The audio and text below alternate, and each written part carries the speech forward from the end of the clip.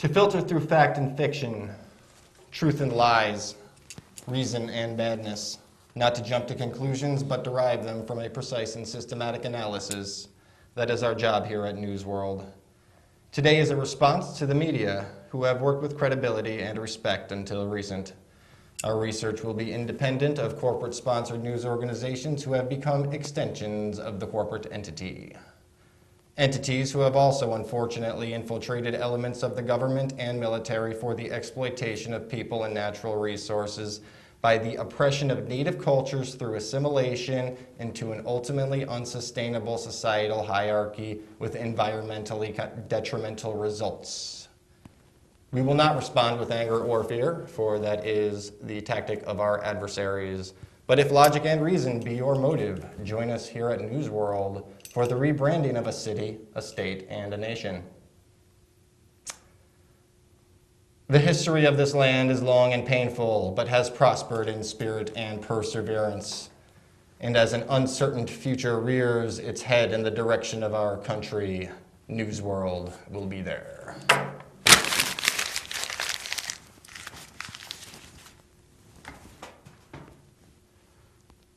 Yeah. So, season 2, how's it going? Really good. Good. Good. Extremists kill 12 targeting journalists and cartoonists in France. And as a journalist, cartoonist, baptized Christian with a Jewish mother, I should probably check this hit list. Some of the bitches. Pens up for Charlie.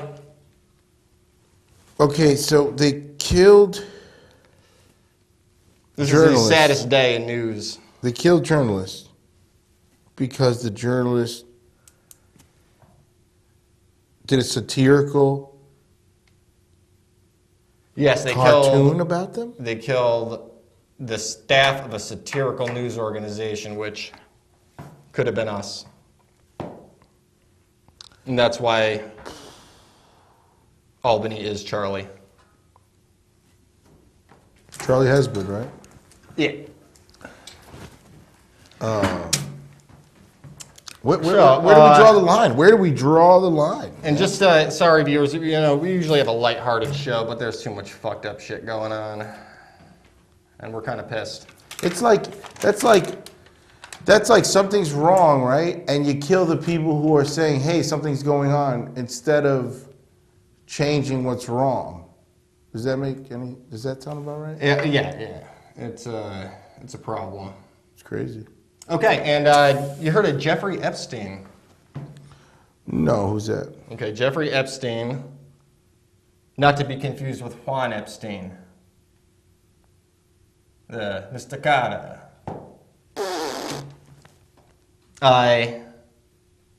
He lives on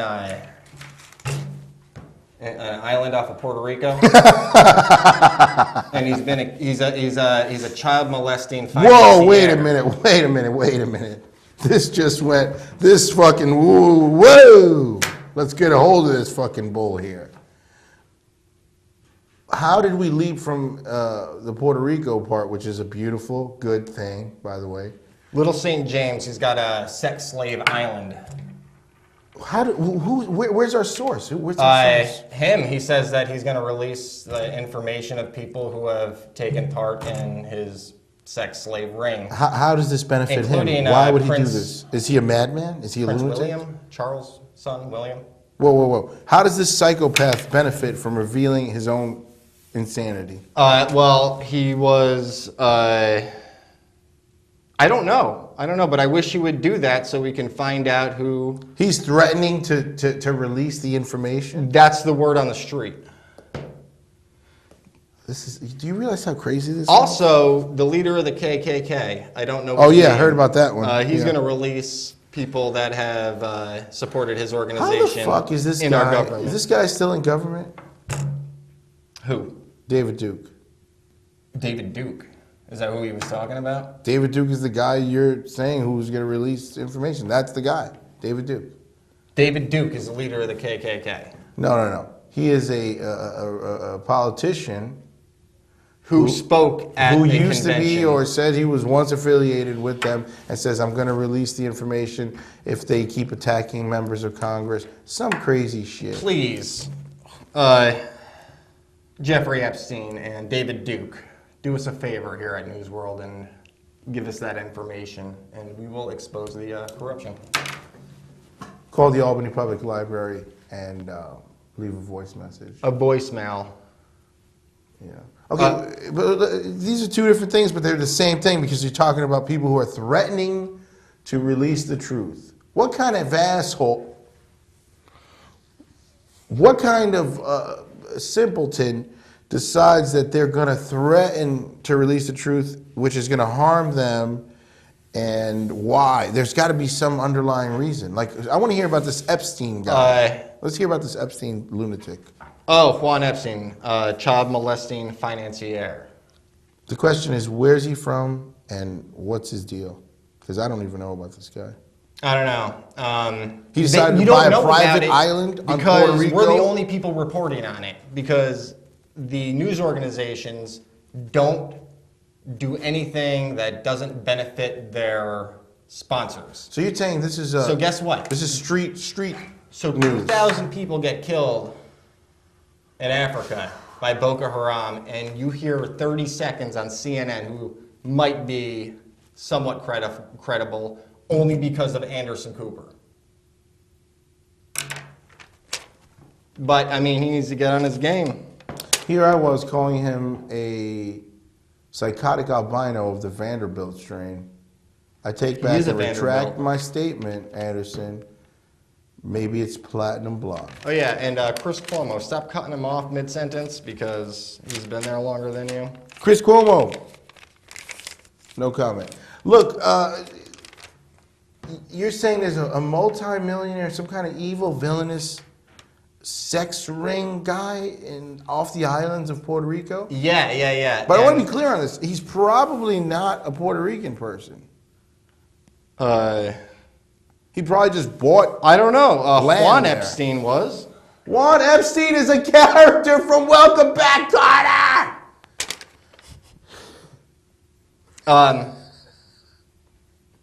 Indian Point, okay? Yeah, we're really hopping around today. Go ahead. Indian Point almost had 3 alarms, a 3-alarm problem, because it was cold. That's You know what Indian Point is? It's right over here. Indian Point, that's actually a pretty racist name for a nuclear facility on the Hudson. And it is one of the most dangerous, ill-equipped for catastrophe nuclear facilities in the United States. And they say that the earthquake risk is lower than estimated. At the same time, cold puts them into a 3-alarm situation. Nuclear. Well, you see, this is where we got to, yeah, okay. It's getting real, people. This is 2015.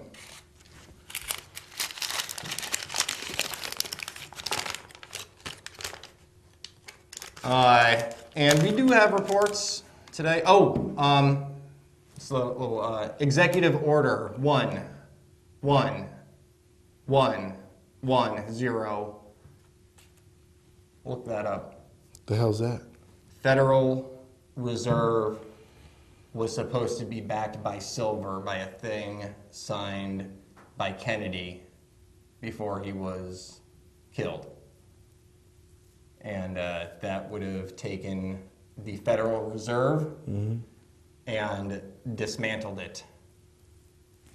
And that was never taken out of commission, that order. So technically, yeah, that's why they killed. That's why they killed him, because he was going to break the bank. I believe Dick Cheney was the second shooter. JFK was gonna. He was telling him, you have to answer to us. You can't be your own thing. And they killed him. And they said, we will be our own thing. And look at that. I know people who says you can get a better. You were able to get a better interest rate from the mob a better interest rate on a loan from the organized mob in this country than you get from a credit card. You got that? Is anybody listening? So what is a real gangster here? And I would have to answer that emphatically. Federal Reserve. That's the gangster if you ever seen one right there. You said on your last show, right? On the last show, like 3 shows ago, anyway. You said money is a scam, bro. Oh yeah. And it's actually the biggest scam ever. You watch commercials for like, oh, I like this politician, right? And they're like, because money and money and money, and we have no roads or hospitals or books or schools because of money, money, money. It's like, if you can't handle it, then get out of office. Maybe we need a new person that can actually get the job done. You see, I understand that. I understand the necessity of bridges. I understand the necessity of roads and all that, right? But when we really question the entire economic system and actually the matrix that we've been living under, this created reality, and you get back to basics, then you find that this is like a hamster wheel that people run in and never really break out of because it is designed to keep people in a state of subservience. I was watching Batman, the third one, Dark Knight Rises, and the fact of the matter is Bane put Batman in that prison hole. And in the prison hole, you can see the sun and this giant Yeah, I hole saw in it. the It's a ground. great, Yeah, you climb up, great metaphor. and you get to the end, and there's one leap that nobody can make. And that was designed like that so it would give you hope. Because Did they make the leap though? No, well, Batman did, and And Ra's Bane al did. Ghul's daughter. What about Bane? No, Bane didn't. But it was Ra's al Ghul's daughter who did. Right. So 2 people made the leap. 2 people made the leap. And that's the only way out of the hell, was to take the leap of faith. Yeah. It's a self-constructed. Whoa! And that only, what? You're saying take the leap of faith away from the scam of money and you will be free. I like that. Sorry, I interrupted your whole thing. No, I mean, Well, that's what I felt and heard from that. I'm having a bad day. I'm depressed. Holy Jesus Christ. I'm depressed. All right, we're listening. What happened? No, I mean, just in general. What would happen? Everything's all fucked up, man. Okay, well, now hold on. You know my philosophy on this. Nobody's going to break my stride. Nobody's going to slow me down. Oh, no. I got to keep on moving. Yeah. Beep, beep, beep, beep, beep, boom, boom, boom. Beep, you know. So, let's get to the reports. We have a report on the half moon. Have a main. Kathy Sheehan and Jack McEnany and a few others I got on They want to keep it, talking right? about it. They want to keep the boat. They want to, but I mean, I God already bless that knew this little thing. red-headed lady. She's doing her She's job. doing her job. I knew that this thing was already gone when they. I mean, that's the word on the street. It's going. It's gone. It was gone when they did the speech, but it's good that the. This is the Dutch that are some buying people it back? care. The what? The Dutch are buying it? Yeah. What the fuck is that about? You're gonna get rid of they're gonna get rid of the half main and keep the fucking piece of metal shit Slater? Really? That's the trade-off? I mean, right? Right? Yeah. Tell these people. Yeah. I remember I couldn't have been 7, 8 years old, right? I saw that thing being built in the dock area where they were building it. The have a main? The Have a Main. It's actually, I believe, where the U.S. Slater was, if I remember correctly, in that lot area. Big influence on my childhood. I grew up and, went on it, learned about stuff.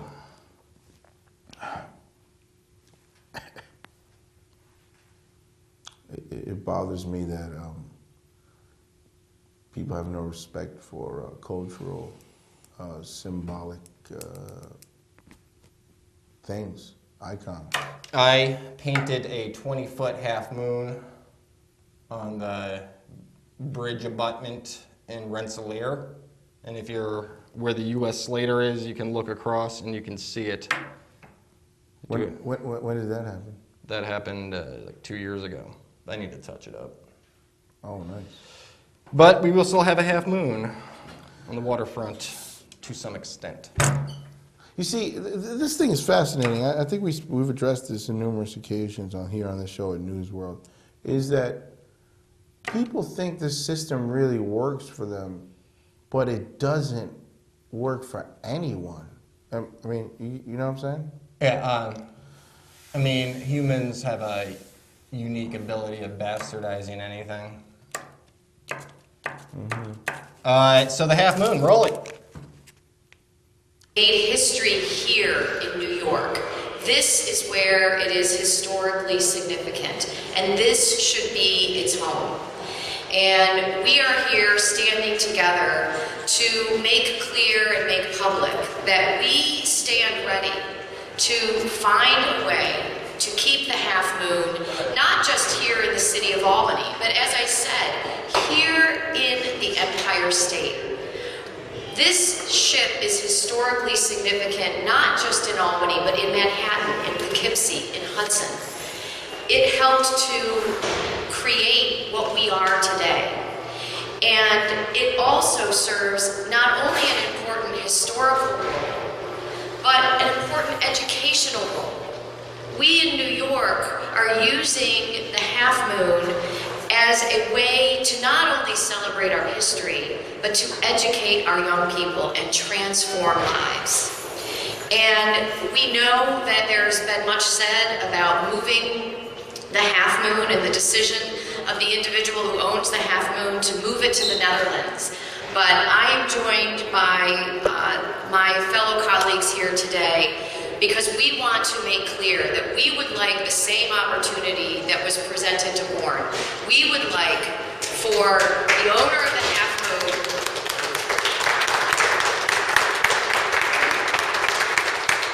to come to us with a solid proposal for how we can keep the half moon in the state, in the place where it truly made history.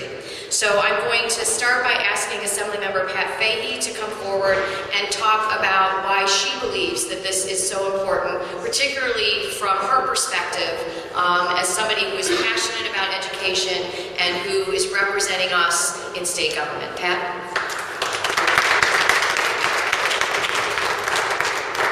Thank you, Mayor, and thanks to everybody who is here today.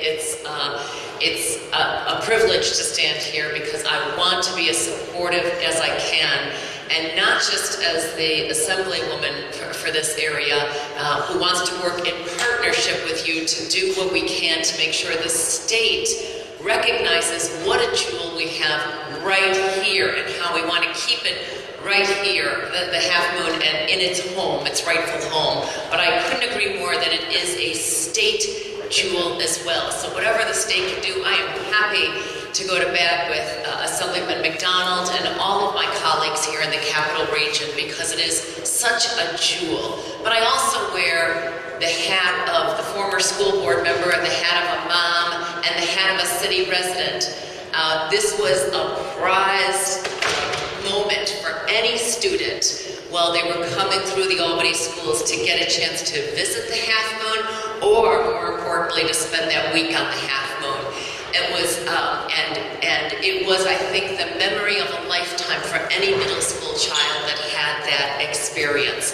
So it's just tragic to think that we might lose that opportunity, and we want to do everything we can to maintain it because we can't talk about the governors. Thank you.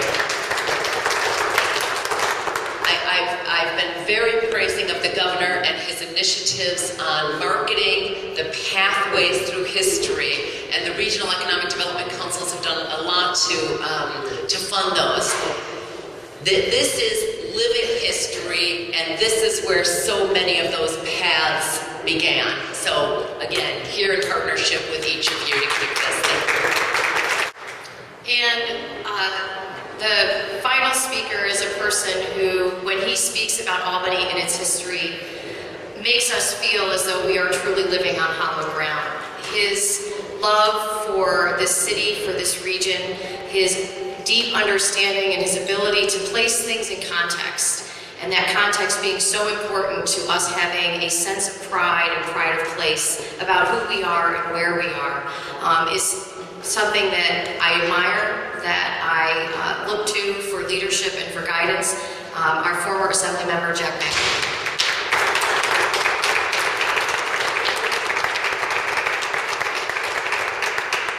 Thank you, Mayor, and a special thank you for our other mayors in the Tri-Cities, because by your presence here, your physical presence here, you confirm that this is something we're doing not just for the region, but for the entire Hudson and Mohawk Valley, and for the state of New York, and for those who follow us.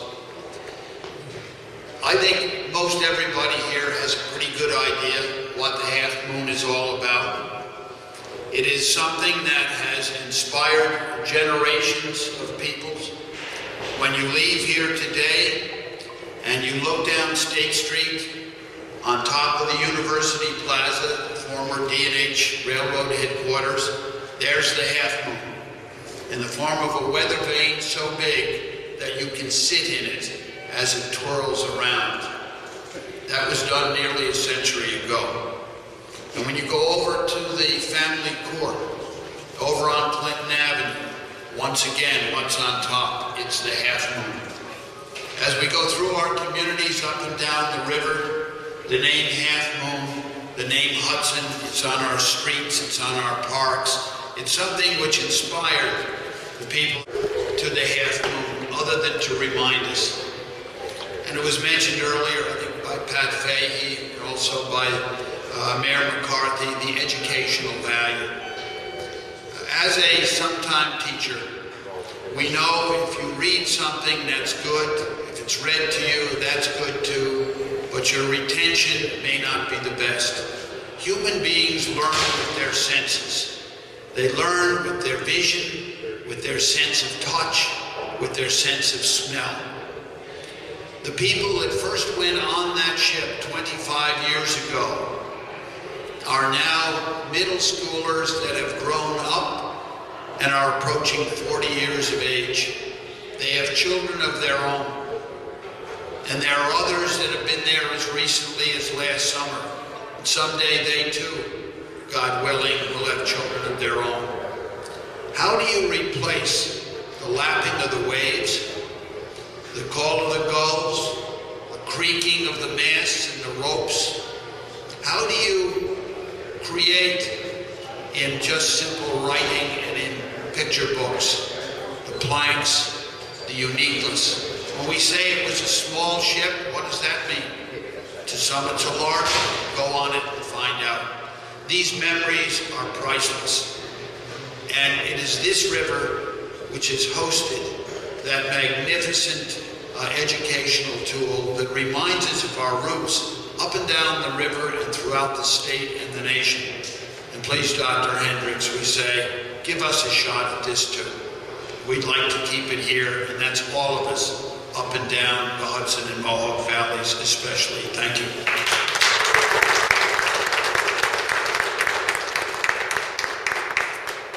Thank you.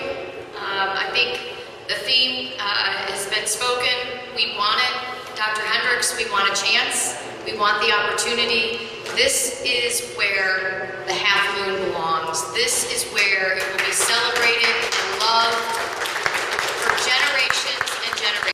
The Half Moon's going? It's gone. Since when? Since months ago. It's physically gone? I don't know if it's physically gone. Should we burn it instead of letting it go? I was hoping that there would be some sort of Let's just burning. burn it. We can burn it. I mean, if you're going to get rid of it, just burn it. I'd rather it fucking burn than be given to the Dutch. I mean, haven't you already got enough from us? You got all the beaver skins. You got all the, bear claws that a man could want. You got black women wearing Dutch clothing. The hell's that about? Has anybody ever seen this idiotic festival? Black women wearing clogs? That defies reason. Sojourner Truth. Now that's a real black Dutch woman. Is it? Yeah, she was a freedom fighter. Is she No, well, what happened was she spoke Dutch and she had a Dutch spoke accent. Dutch. Okay. Yeah, yeah. But that's, you see what I'm saying? Like, people shouldn't be sweeping in Dutch clothing. Take all those fucking tulips. Here's what we're gonna do. Let's just take all the tulips and when they fully bloom, lop their fucking heads off. Take all the tulips, right? Put them inside of the Dutch half main. Burn the fucking thing when they come to take it away. So, Yay! tulips. We're going to bring it back around to capitalism. Tulips were a form of currency, the bulbs. Of course. And then one day, they just lost all their value. And everybody with these bulbs had a bunch of useless plants. And that's where we get the Tulip Fest from. Joe? You know what I'm saying? Listen, I reject original sin. I reject assimilation. I reject the fucking bulbs. Okay? They can have the bulbs. We're keeping the boat. Do you know how much we had to fucking fight just to have a semblance of normalcy? A little bit of culture here? And you want to take the fucking boat away from us? Oh yeah, and it's a wooden boat. It's a relatively small wooden boat, and an entire city can't keep one small wooden boat in its dock. They took the aqueduct away because they knew what we were going to do. And the aqueduct. Now it says and Boston has an aircraft carrier just sitting there, laughing at us. Oh, cool. And we have fracking was Officially. It's officially not happening Good. in New York because of a few people that were very dedicated to the future of the ecology of this great state of New York. And Natalie Merchant gave Newsworld a quote. That's right, Natalie. Natalie, thank you. Thank you, Natalie. And we've been hypnotized and memorized by what our eyes have seen with artists who stand up for what is right. And Cuomo, Jr., you did something, you finally did something good. You finally did something right. Not that he wanted to. Not that well, he had to, right? Yeah. He had to do what's right. Sometimes you gotta do what's right even when you don't want to. What a concept. Sometimes you gotta do what you don't want to do what you want to do. That we saw yesterday, and the infusion of science into that decision-making process, we never would have gotten here without a vast movement of tens of thousands of New Yorkers.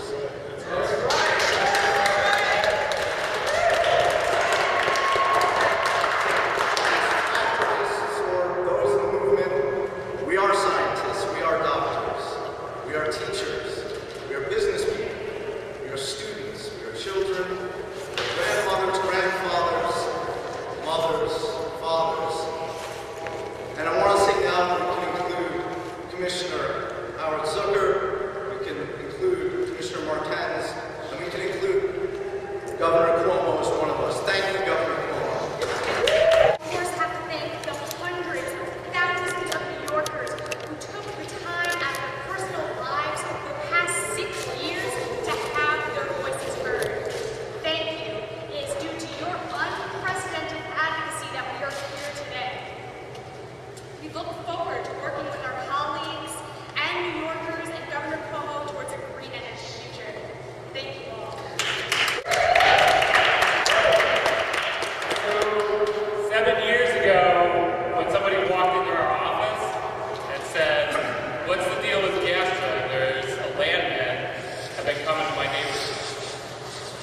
I did not know what was going to happen. None of us in that community knew what was going to happen. We didn't even know what fracking was. That's one of the things that changed my life and changed thousands of people's lives in the state of New York, was that activity. And shame on the industry for pushing with half-truths, misinformation, faulty documents, and plain lies. One of the first conversations I had with somebody out west, is I called out west and said, what does this mean if they're coming to New York to frack? And one of the persons from the Outer River Basin Commission in Wyoming said, well, first off, if the people from industry's lips are moving, they're lying. That sentence resonated with New Yorkers because they found out the information. They learned, they went to the forums, they stayed up all night Googling things. They talked to neighbors, they talked to people across the state, they talked to people in Pennsylvania who were dealing with the issue. People in Texas, Wyoming, Colorado, Ohio, the 34 states that it's happening in and impacting people's lives. Yesterday we saw leadership in rare form, in the governor giving the decision over to his experts to look at the science. And we saw courage in Joe Martens and courage in Howard Zucker to say, no, this should not happen. It's dangerous, it's unsafe. I don't want my kids to live with that.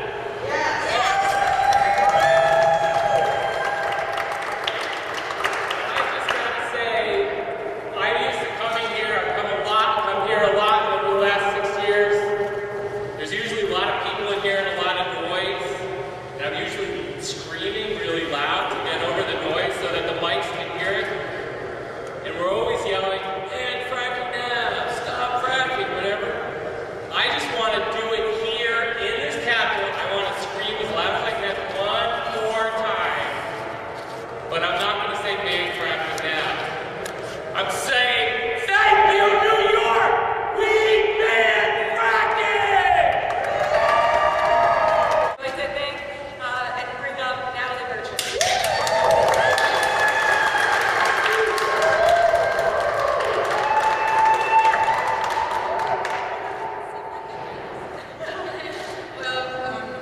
Throughout this struggle, I have over and over heard the governor say, we're not going to make this decision based upon strong facts.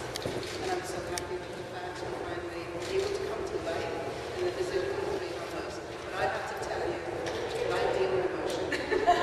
It's my stock in trade. This has been one of the most emotional struggles of my life. As a mother, as a lifelong citizen of the state, when I heard, I read Tom Wilber's book, Under the Surface, about the progression of events in New York urban fracking. When I finished reading that book, I was devastated and felt that I had to do something. And when we made the film Dear Governor, and we appealed to his sense of justice and humanity and compassion and reason, we never really imagined that he would hear, that he would respond with. And it was mentioned that 4.5 years ago, Pete Seeger came to this very building here in the Capitol, in Albany, the state capitol, sounding the alarm. The gas industry had their sights set on New York, and Pete wasn't going to allow that. This is where I don't make it through. Thanks, Pete. Thanks, So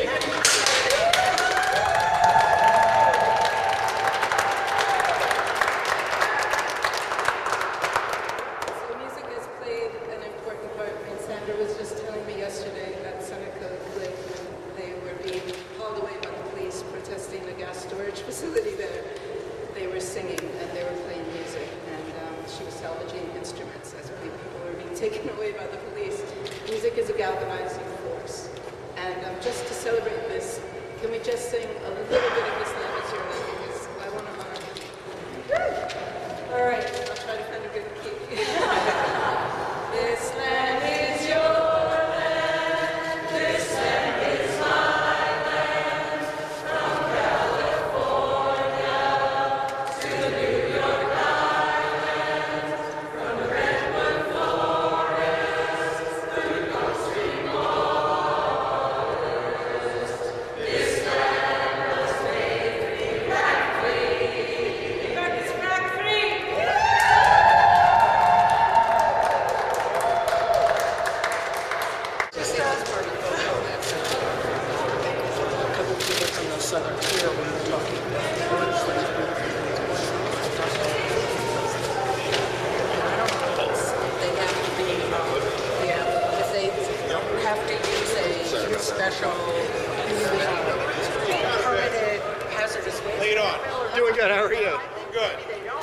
Frank Sullivan.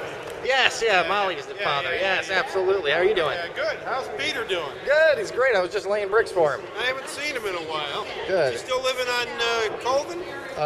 No, he's actually on Madison. Ah, that's why I haven't seen him. Yeah, he's doing all right. Good. Yeah, how you doing? How's your Good. Molly had a baby? Molly had a baby. Yeah, how's the baby? The baby is Teddy. He's I gotta see this.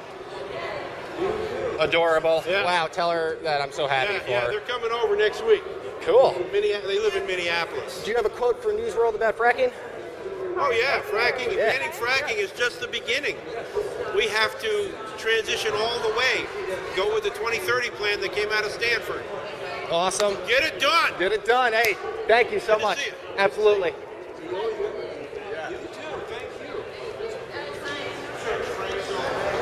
Any quotes about fracking? I just want to say thank you so much. Absolutely. I have family members up in the Rochester and Niagara Falls, Buffalo area that are farmers, and they would say thank you so much as well. I'm from Down County. We were just, I'm just so elated.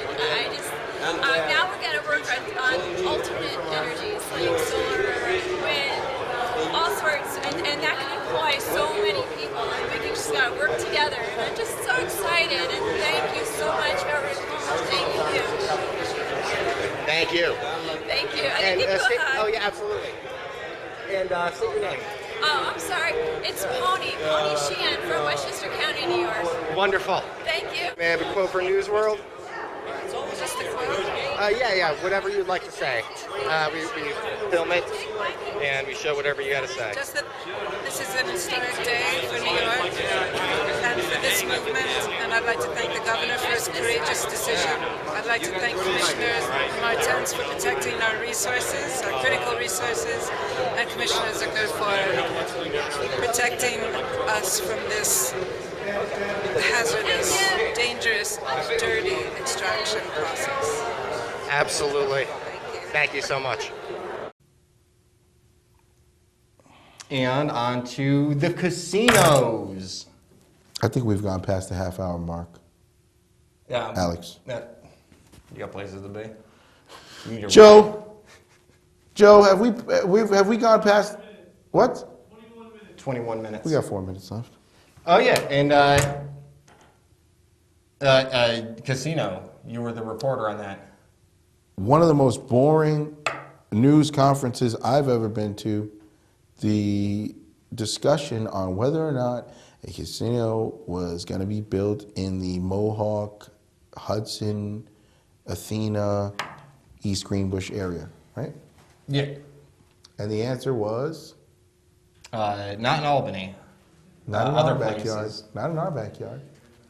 Because what do we talk about casinos? You know, we're not, we don't crochet. We don't, play backgammon. But what do casinos usually bring with them, Alex? Let's be honest about that. Well, we go over that in the clip. Oh, okay. And you killed it, so. You want to roll the clip? Roll the clip. Roll the clip. Joe? When are you going to start doing what's right?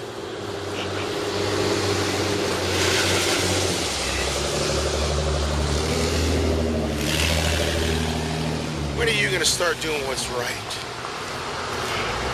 What is that, a coffee fucking maker? You're guilty. Edgar Allan Poe's house is historically preserved because he was the only one who was noteworthy, you know, that ever visited the Bronx. Woo! You know, you go to the graveyards, you know, they got Miles Davis over there, they got Bud Powell and a whole bunch of them, you know. Wait a minute, didn't this used to be somebody's neighborhood that got fucking destroyed? Oh yeah, where's Nelson Rockefeller? I'm gonna punch him in his fucking face. All these people, because I see these people don't want.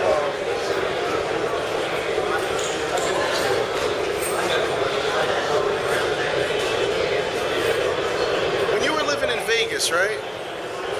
Did you notice that there was a lot of violence and prostitution and drugs going on? It was unbelievable. Yeah. You know what brought it there? Casino. That's just my esteemed opinion and observation. Stop filming me. There's other people here. What if they say you're not a legitimate news source? Press coming through. You say you need to start pressing up stuff.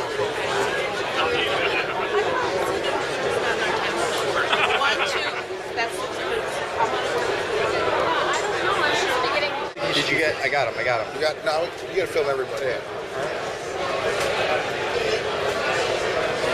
There's going to have to be accountability one day.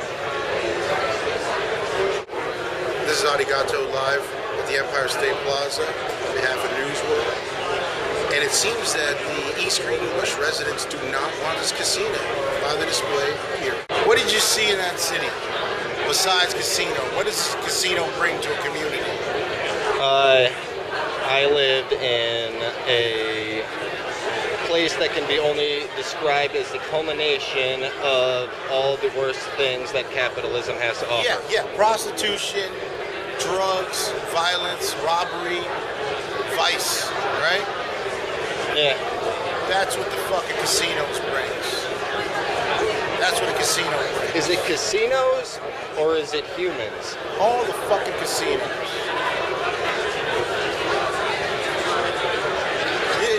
You said it yourself. This whole thing is, its ideology is bankrupt. Okay? This thing's done. They're just clinging to a fucking last leg, a last piece of straw. Go ahead and build a fucking casino and watch what happens. Resorts World, Hudson Valley, and Montgomery, Orange County. Sterling Forest Resort in Tuxedo, Orange County. Capitol View Casino and Resort in East Greenbush, Rensselaer County. Hard Rock rents of applicant presentations in this room and ask numerous questions of the applicants and their consultants. Board members visited proposed sites. So what did we learn? No casino. No casino. You want to see it right here? I'll write it on the back of this fucking thing right here.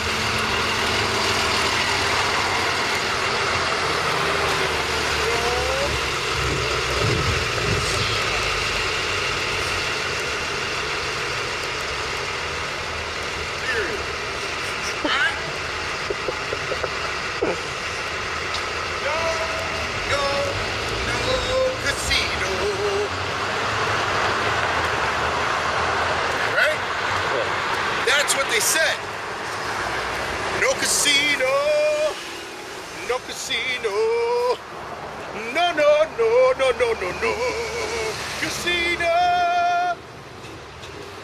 no, no casino, we don't want your fucking casino, no casino. It's only your day, right? Yeah, okay. I can't wait to bring Vince Vaughn around these people. You ruined my day. Everything was going so good. You ruined my day. It was my special day. Mine. And you came around with your war cries and your war club and your fucking war party and ruined my Thanksgiving. It was my Christmas, it was my Hanukkah, and you ruined it. My special day. Really? You got a green light, buddy. No casino! Woo! Woo! Woo! Yeah, they went native. They've gone native. Off the fucking, totally off the rocker. Guys like Val Kilmer and Thunderheart. Fucking God, native. This was my special day, you know? It was my birthday, it was my holiday, my day to celebrate, and you came around and fucking just took a big, giant monster doodle on it. Cock-a-doodle shit. Oh, I'm sorry. You know, I'm sorry, weren't you the one who got drunk and like pissed in the lobby thinking it was a fucking urinal stall? Because you were that drunk, remember that, Mom? In-laws? Only thing good about Thanksgiving now is the farty peas. Those fucking peas that make you fart. Joe? All right. So what'd you think of that? Well done. We're gonna actually, never mind, I'll tell you later. Jews for Black Lives. I met Masai. Cool dude. Didn't know he was Jewish. Did not know that. Didn't even know he was black. And so we're gonna roll that and, check it out. Roll it! Like saying hello to the camera. I forgot there was a person behind him. Hell yeah. Tell him what's going on here because he doesn't know what's going on. Yeah. My name's Masai. I was just at this protest. It was a Black Lives Matter organizational event put on by the Jewish Voices Society. I forget the exact name, but they put it together pretty last minute. About 50 or 60 people came out. We stood on the corner and we kind of just gave our message and showed solidarity and support for all the against the incidences of police brutality and the injustices that have been happening nationwide. So that's what we were just doing, and we did that for about an hour and a half, and then it started raining. So we're packing it up until next time. Okay.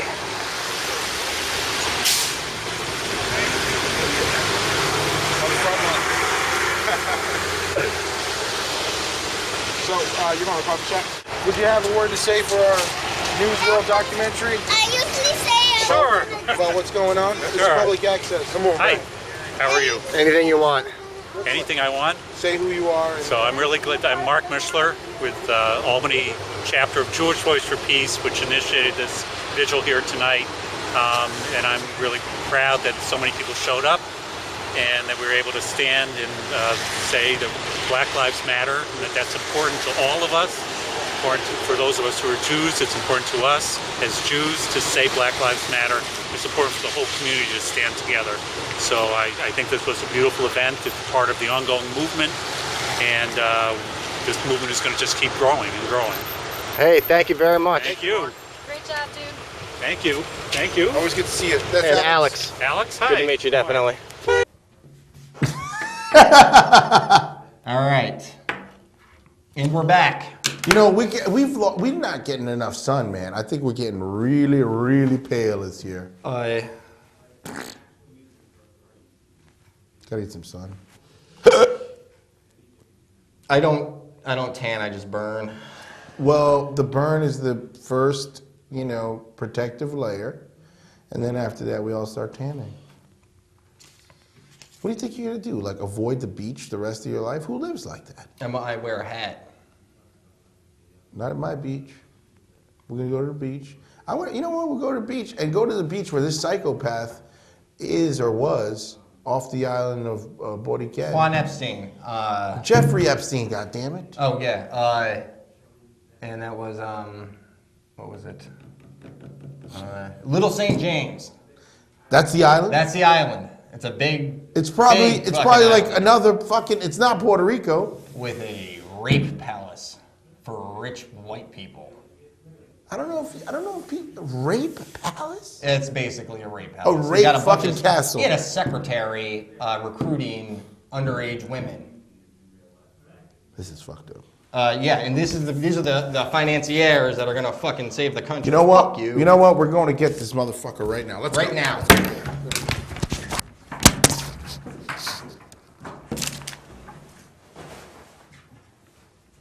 And yeah, that's it.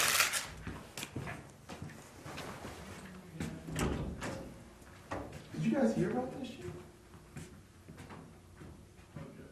A billionaire or a millionaire? I don't know that, but I probably do. Yeah, well, guess what, Alex?